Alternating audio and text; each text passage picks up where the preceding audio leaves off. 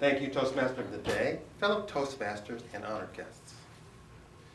The title of my speech today is Always Put the Socks Back On and Other Important Life Lessons from a Doctor. I've been a doctor for over 30 years. That's right, I'm really old. In that time, I've treated thousands of patients. I've seen some remarkable cures and some heartbreaking failures. I've seen people at their best and at their worst. In that time, I've learned many important life lessons that have made me a better doctor.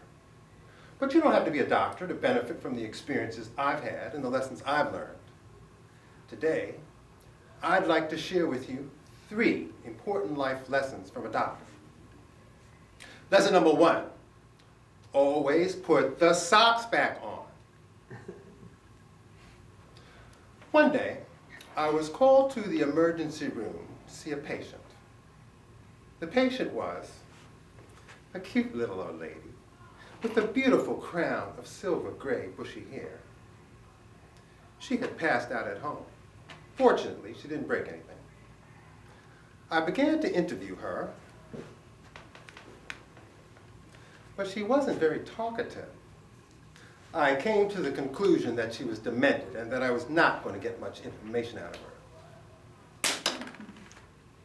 I proceeded to examine her from head to toe. For the end of my exam, I took off her socks to check her feet for swelling. Seeing none, I turned to leave the room. Before I could get one step away, I hear this high-pitched, screechy voice behind me saying, "Doctor, where are you going?" I turn around to see my cute little old lady staring me in the eyes. "Well," I said, "I finished your exam. Now I'm going to see another patient." "But doctor," she continued, "you took my socks off, but you didn't put them back on." I was stunned by what she was saying because I really didn't think she had a clue about what was going on. She then says, "You man, you're always taking things off, but you never put anything back on." That isn't true, is it, ladies? Well, maybe. Well, what other lessons did I learn from this encounter? First of all, I learned that you should always finish what you start. Always finish the job. Don't be sloppy, and don't try to cut corners. The other thing I learned is that you should never assume that someone doesn't see or understand what you're doing with them.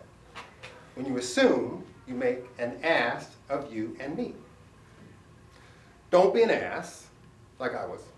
Always put the socks back on. Lesson number 2. Speaking of assumptions, you should never assume that the information you are given or the results of a test are always correct. On a day about 20 years ago, I had my first personal experience with a serious illness. Up until that day, I had never been sick a day in my life. I was walking through the hospital when suddenly I began to feel extremely tired. I just assumed that I hadn't gotten enough sleep the night before. As the week dragged on, I felt progressively fatigued, and then I started feeling this sharp pain in my chest. The pain got worse whenever I took a deep breath. I went to my doctor, who examined me. Didn't find anything wrong. He thought that I probably just had the flu, but just to make sure, he sent me for a chest x-ray. I went for the x-ray and then called my doctor later for the results.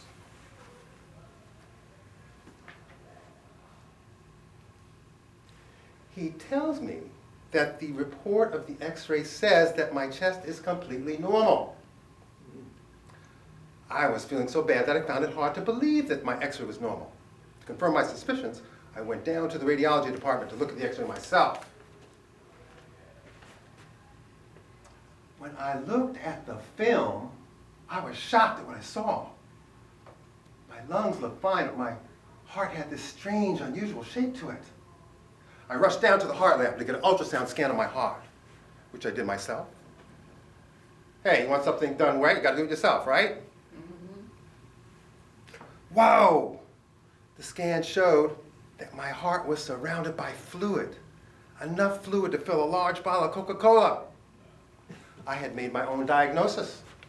I had pericarditis, a viral infection of the sac that surrounds the heart. I had caught it from a patient I had seen a few weeks before. Fortunately, I didn't need a drainage procedure, and I gradually improved over the next few weeks. What I learned from this experience is that we cannot always accept what we see, hear, or read as being true without question. We need to use our own good judgment to analyze the information we are given before we accept it as fact. I also learned that we're all only human and that any of us can get sick at any time when we least expect it. Be sure you have good health insurance. Lesson number 3. Are you ready for this? Lesson number 3 is that stuff happens. Things happen that cannot be easily explained. Question. What are the 2 words that every doctor dreads hearing over the hospital loudspeaker system? Cold blue. Close. Cold blue. Cold blue emergency room. Cold blue emergency room. I was a young resident doctor on call for the hospital emergency response team. I rushed down to the emergency room to find an elderly man who was in full-blown cold blue cardiac arrest. Quick, insert the intravenous tube. You start chest compressions. You insert the breathing tube into his lungs. Everyone was doing their part to save this man's life. We brought in the defibrillator machine to shock his heart back into rhythm. Everyone, clear the bed. Shocking, 200 joules. Shocking, 300 joules. Nothing was working. We continued our resuscitation attempts for over an hour. The EKG remained flatline. He had no pulse. He wasn't breathing on his own. We finally came to the conclusion that our efforts were futile.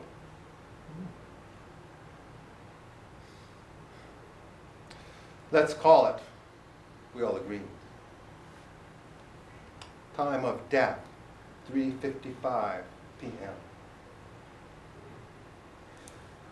We left the room to speak to the family and to let the nurses prepare the body for transfer to the morgue. We were just about to speak to the family when suddenly one of the nurses in the patient's room started screaming. He's still breathing. We rushed back into the room, and to our astonishment, he was breathing. I felt his wrist. He had a pulse. We hooked up the EKG machine. He had a heart rhythm. We had been flatlined for the last hour. We resumed our resuscitation efforts. We were able to stabilize him and transfer him to the intensive care unit. Over the next few weeks, he gradually woke up and eventually left the hospital on his own. To this day, I cannot come up with a medical or scientific explanation as to how this man came back to life from what was certain death. His dramatic, improbable recovery was a true miracle. How many times have we heard of things happening that could not be easily explained? How many times have we heard of people surviving against impossible odds? The explanation? Stuff happens. Miracles do happen. In conclusion, I've talked about 3 important life lessons from my career that we can all benefit from. Lesson number 1, always put the socks back on. Always finish what you start to the best of your ability, and don't be a you-know-what. Ass. That's right, I said it. Lesson number 2, never assume that the information you are given is always correct. Use your own good judgment to analyze the information you were given before you accept it as fact. And please be sure you have health insurance. We're all only human, you know. And finally, believe it or not, stuff happens. Miracles do happen. The author, Mary Oliver, gave us some good advice as to what to do when we encounter important life lessons.